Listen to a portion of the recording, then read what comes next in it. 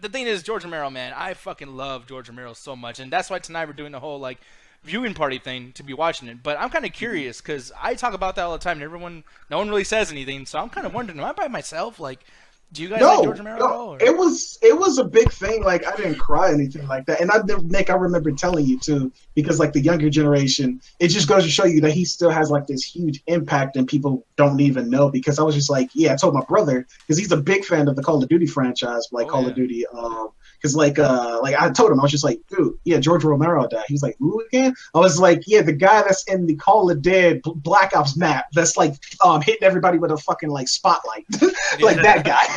Like he's the DLC, and it just goes to show you, like, even though like it's a dumb reference or whatever, but it's like George Romero is the modern day god of like he's the creator of the modern day zombie. So his legacy is going to be just transcend film for years and years and decades to come. Because it's even funnier because that same day, me and Nick was even talking about it. The same day, a Call of Duty map for another zombies map came out. Yeah, and it was kind of funny. The exact same day, it just goes to show you that his legacy just still lives on. That classic, that modern day zombie that we love. It would be no Walking Dead. It would be no 28 Days Later. It would not be these big zombie movies without George Romero. Yeah, like it's everywhere. Like even with dumb games, like that's this game that I play that everybody judges me for. It's called Lollipop Chainsaw. Oh, I fucking hate your guts. God damn it. Motherfucker. I know. Pervert. Sorry, Anthony, man. I really like that game. I really like that game. Fuck yeah, I don't care. No, it's a great game, Anthony. That game, man. I really like it's a great game.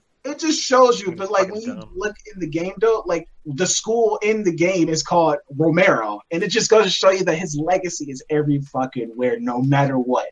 When you see Walking Dead or Black Ops Zombies, or whatever, like, where do you draw the line where it's no longer homage and it's just I'm gonna rip off his fucking idea? If it sucks, it's a ripoff. If it's good, it's an homage.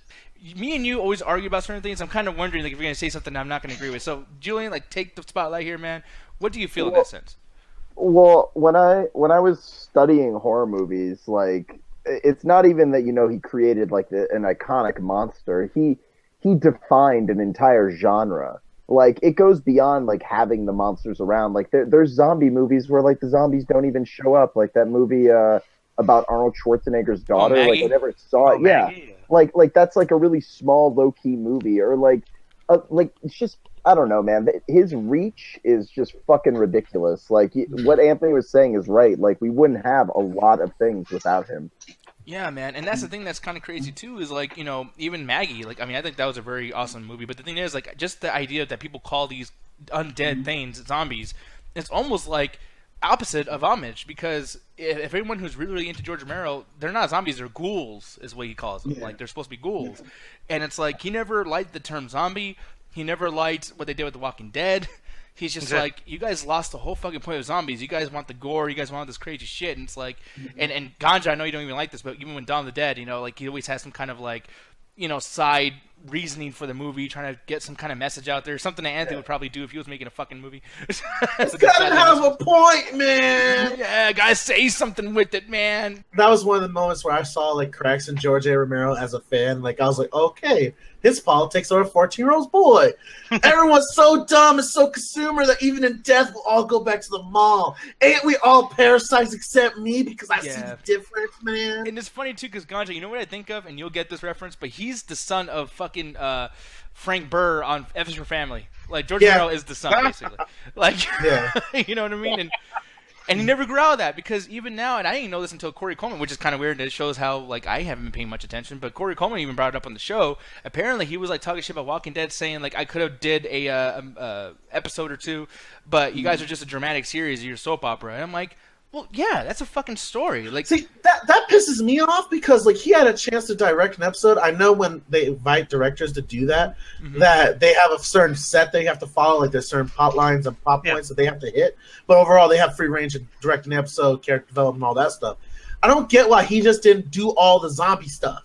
Like, if he said a lot, like they were lacking on zombie quality and giving the zombies reason and purpose, he could have done that for the episodes he directed. As long as it's within their framework. He just wanted to be that asshole old guy like it's not good when I was young. Yeah, it's a lot of people that do that. Like, it's kind of funny too. Like, those people that define a genre always have like that almost sense of entitlement. Like, oh yeah, it won't be shit without me. I know I could do a better job. I mean, look at George Lucas. Like you said, look at George Ridley Romero. Scott. I mean, look at like even my idol, Miyamoto. Like, a lot of Nintendo products get fucking like fucked up because he's always having this whole old school mentality of video game. Like, it has to have a point or purpose or some kind of periphery and shit like that. He gets in the way of the fucking company. So it's like always those guys that was like big fucking legends that defined a generation and a genre. They always come in and be like, hey, no, this is not good. You're missing the point. It's not good. This is bad. And the thing is, like, I had to pull you in a sense because Anthony likes to challenge certain things. He challenges me all the time, and I gotta challenge my. I love George Romero, and I gotta do that because he be saying shit like that, and then you see something like this over here, Resident Evil 2 video game trailer, where he did like a live action little like promo thing here, and this is pretty fucking cheaply done. It's just like, oh, get it, zombies, right? Like, it's just like you said nothing with this shit. You did nothing different. You just did zombie shit, like how everyone else kind of ripped them off. And I'm like, well, then why didn't you do Walking Dead? Why did you have to do Diary of the Dead? Which, by the way, he did that because the whole like found footage thing was taken off.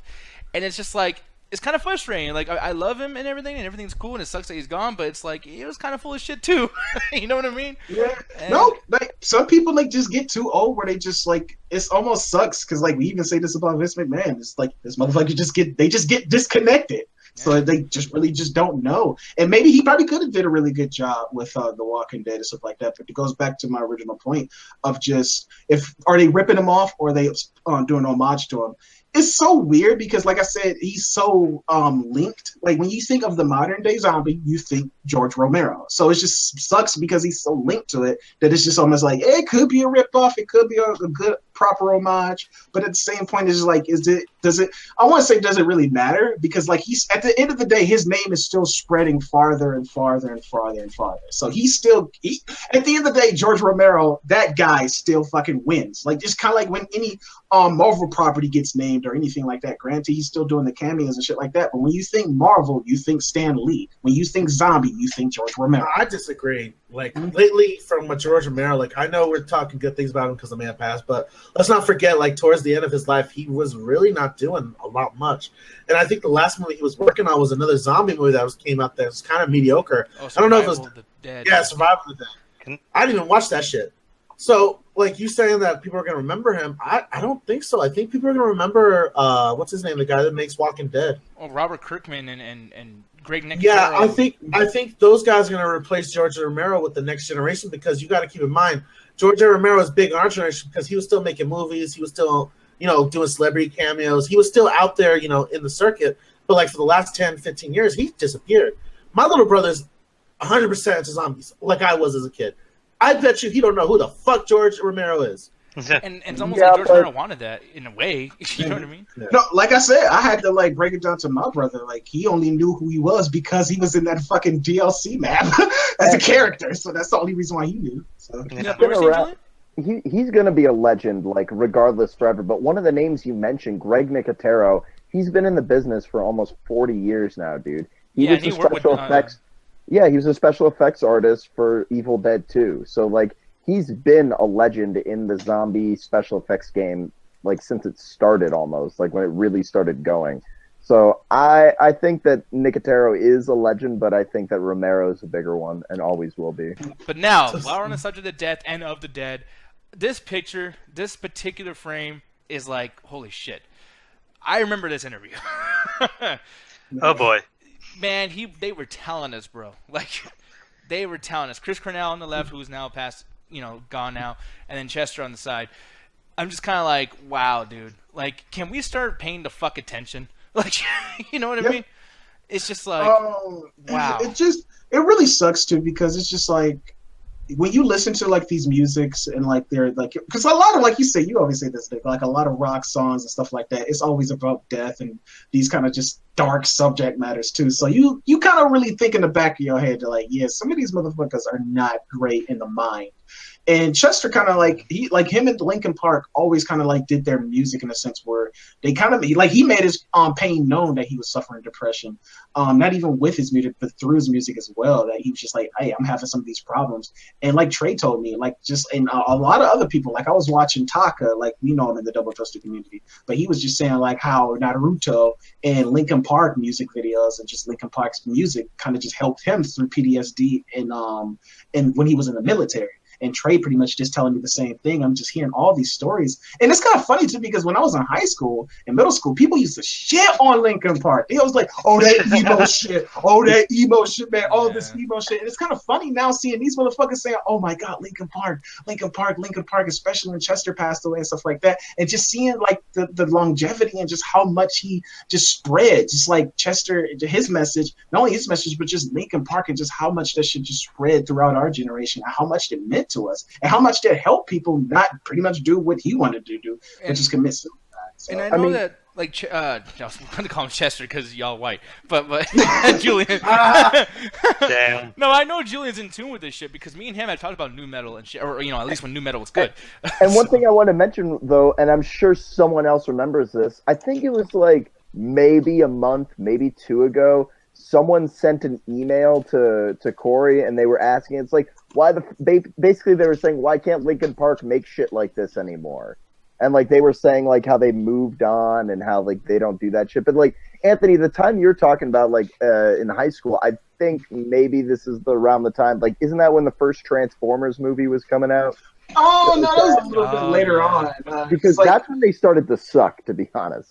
Yeah. It was still okay, but like back in the day, like around the time where YouTube was starting to take off a little bit, I remember like around 2003, 4, 6, like I say, AMVs, and people, y'all, I want to see if y'all can remember this, but y'all always remember seeing the Naruto, the Rock Lee Gaara fight during the tuning exams while Linkin Park's In the End was playing on a loop over and over again. And you'll see just like 1,000 of those fucking videos lined up in the search results. And it's just like, and it's kind of funny too, because I used to hate those fucking videos on YouTube, but just like hearing these stories now and people saying like they use that music and shit like that to help them, it made me look at those AMVs in a different light. It was like, hey, this shit actually helped people not kill themselves and shit like that. And hey, if it's doing that, then I can't really judge it for it. So it's just like, a thing that Allie said, and this is kind of hitting me home because now I feel like a fucking old man. But like you're saying, like they kind of became cool when Transformers featured What I've Done in the movie and everything. They became mainstream. Like like what people were saying, like, oh, it was uncool to like Linkin Park, and then when What I've Done like featured with Transformers, everyone was like, oh my god, Linkin Park's so great. It had like all their albums. Like, shut up. Well, the thing that's weird is like for me, that's when they started getting bad, and that's when I remember people started making fun of people because I grew up like in the 90s and One Step Closer, which I actually put in the bumpers today, but like One Step Closer, everything you say to me and boo boo boo boo, the whole crybaby shit. But the thing is, like, and like they show me, yeah. But the thing is, like, I that's what I grew up with, and that song alongside Drowning Pool's Bodies, Let the Bodies Hit the Floor, the whole thing. Those were like the two big songs where, I remember on the news, like, are these songs making young kids kill other young kids? The whole fucking thing. But that happens every fucking couple of years, man. Exactly. You always find some artist to blame for bullshit. Yeah, exactly. And that's the thing. It's just like, I remember that's when they started becoming cool, because I remember kids were just like, oh shit, this song's about fucking like breaking and beating someone's fucking head in, man. And then they started doing that whole emotional shit. I remember Breaking a Habit came out, like, 2 years after? That's my favorite song by them. I listen to that all the time, like, to this day. Yeah, and, like, that's when I tapped out. I was like, Breaking Habit, he's like, this boohoo fucking... Oh, man. I love that song, man. I know we're appreciating Linkin Park, but I had a real hard time getting into them as a kid. Like, besides the dude Mike Shonda, who does the rapping, I always liked his shit. But, like, when it came to, like, Chester and his Mike Fanta. It's like, Shonda? Mike Honda? What? The dude that raps in Linkin. Yeah, Mike Maserati. Me, personally, I never really enjoyed their stuff. I felt like the guy was too whiny, and, like, I felt... Like, especially when I was coming up, like, that's, like, was, like, those emotional kids that were, like, always asking for attention, drawing goth shit. Like, a lot of those kids listen to that shit. So I stayed away from Linkin Park for a lot of years until I think their Bleed It Out album came out. Oh, yeah. And I actually liked the mixture of that hard rock with his rap solo. But besides that, I was never really a huge Linkin Park fan. It's kind of funny that you say that, like those kids too, because like you was right. It was 3, and it could probably be more. But from what I can remember in high school or middle school, around that time, if you was listening to Linkin Park, you was probably listening to the other 2. It was either Pillmore or what was the other one? Fuck Paramore. My Chemical Romance. Yeah, My Chemical Romance. Yeah. Okay, but fuck Paramore. My Chemical Romance has 3 good songs. The rest of that shit is bullshit. Yeah, 2 good songs are Black Parade And Ruthless. I'm not okay, Famous man. Last Words. Oh, like I said, Evanescence. You was listening to those. Like you was fuck listening to those. Evanescence, but Now, So I Julian, just- real quick, I'm just gonna.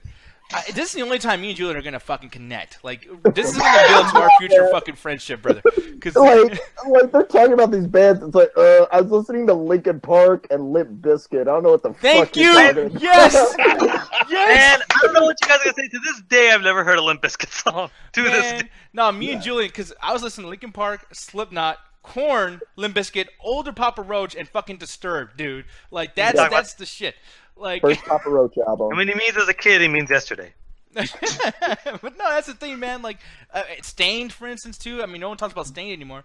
Yeah. But Aaron Lewis and Chester Bennington were some of the most fucking like sing their hearts out and start sweating on stage too fucking much guys. like, That's everyone, man. That's true. That's true. But no, I mean, that's the thing. But one thing I had to bring up though is like, okay, like we're talking about the goodness of Chester Bennington, the whole shit, and we are depressed and everything sucks. But then I see something like this, and this is actually what I felt. I'm not feeling this way just because he's from Korn, but this is something that's big that's happening. Apparently, Brian Welch, one of my favorite guitarists of all time, literally the reason why I play guitar. I guess he called Chester Bennington his suicide cowardly. He even made a video later on too, talking about how like he's apologizing, he's just really upset, the whole thing. But I don't understand why people are like, no, it's not cowardly. Like, you should talk shit about suicide, in my opinion. I think if you're gonna commit suicide, you are fucking weak, and I don't feel bad for saying that shit. I want to say really quickly to anybody who deals with these issues that folks are here for you, and we understand that sometimes you don't want to talk to us, but it's important for you to be here, and we understand why you get to the point where you feel like that's the only answer. It's not about cowardice. It's not about weakness.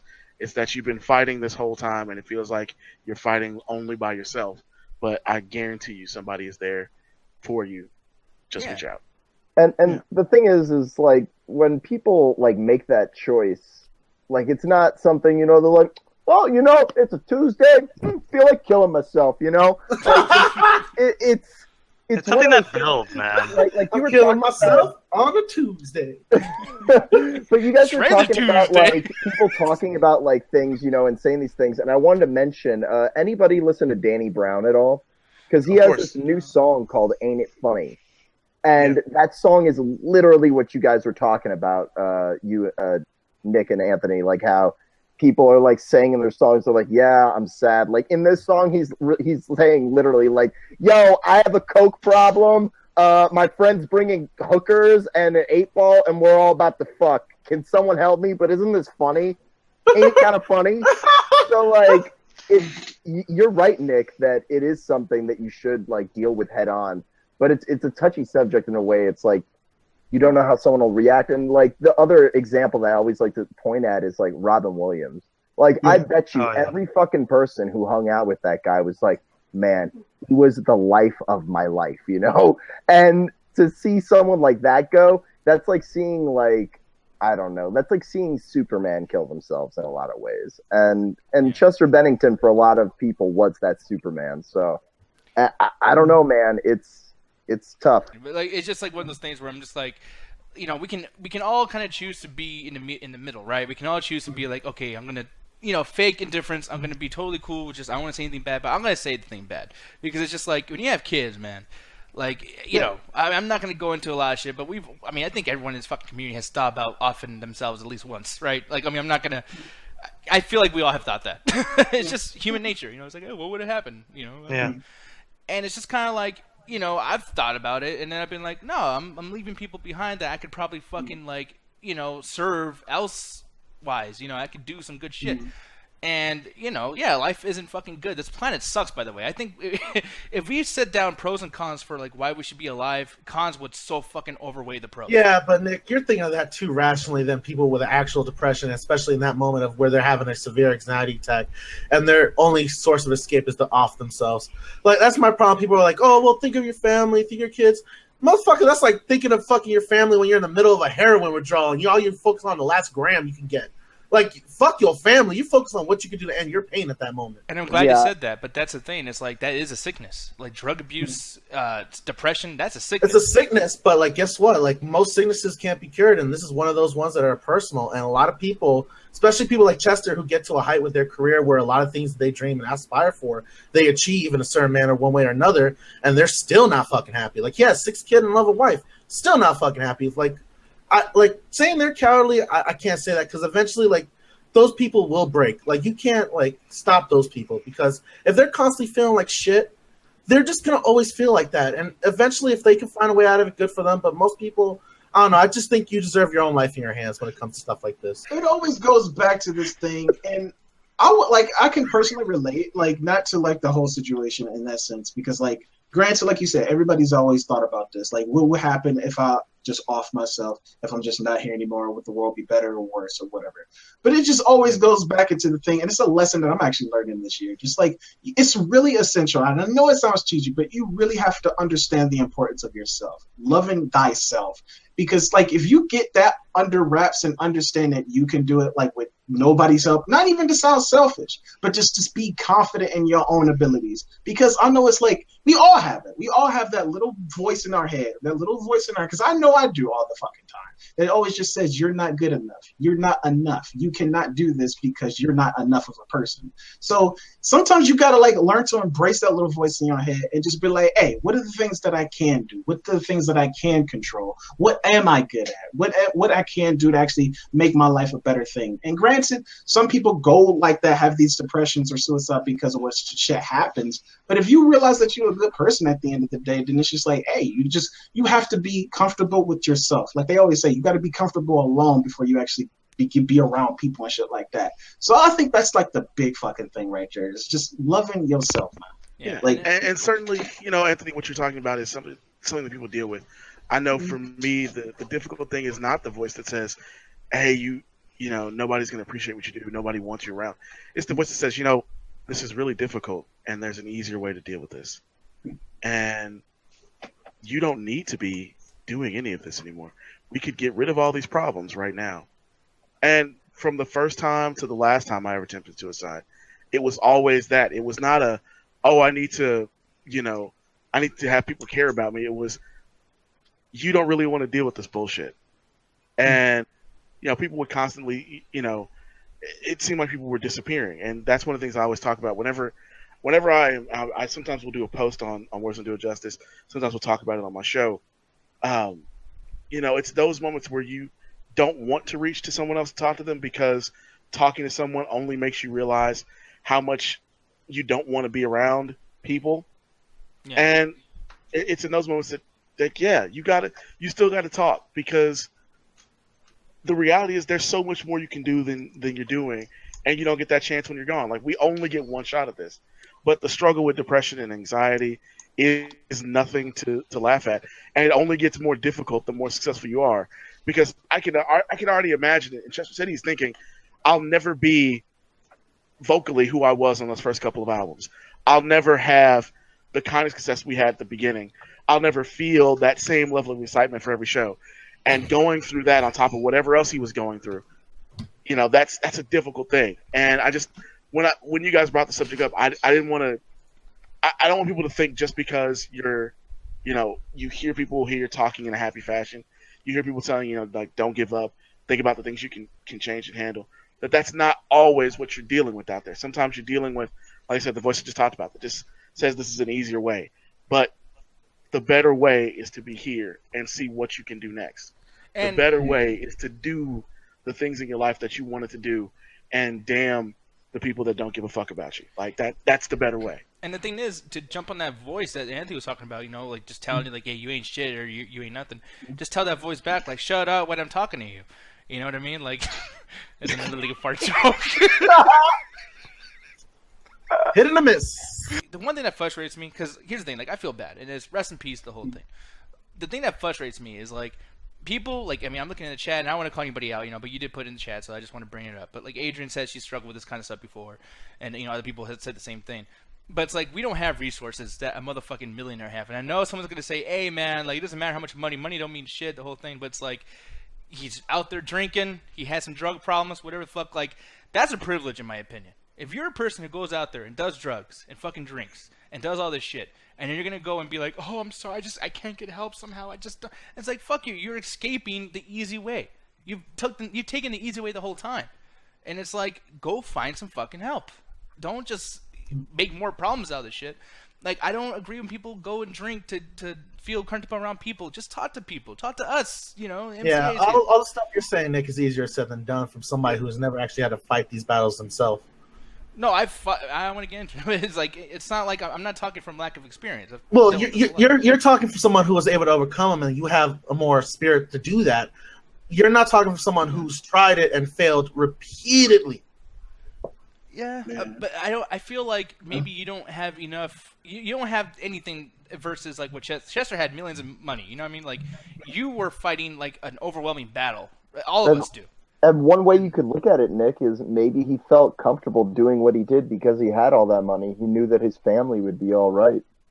Yeah, and that's the only. There's a lot of ways to look at it, man. Like it's so complex, man. It's so complex. Like some people just feel like no matter what they have, because I know a YouTuber that I follow, he's like sponsored, and like I said the same thing. Like, why is this guy depressed? Like he's getting all these fucking toys and shit like that. Materialistic things, man, will never feel like those voids inside. Like that shit will never feel. And sometimes love, people saying that they love you and care about you just won't fill that void inside. It's just something that they have to deal with personally and have to get over with personally. They're like themselves as being their own worst enemy. It's like you almost like fighting at that. It's like when you pick another character in the battle selection screen, you find like the doppelganger of yourself. It's like you got to beat that person, not anything else. So it's so complex. It's so fucking complex, man. Like we really don't know what people go through. And sometimes, and like I'm not even speaking from like personal experience, but just from people that I just seen, man. Some shit that people go through that just it breaks their spirit. It just breaks them. Not even break their soul, but just breaks their spirit, and they just become broken.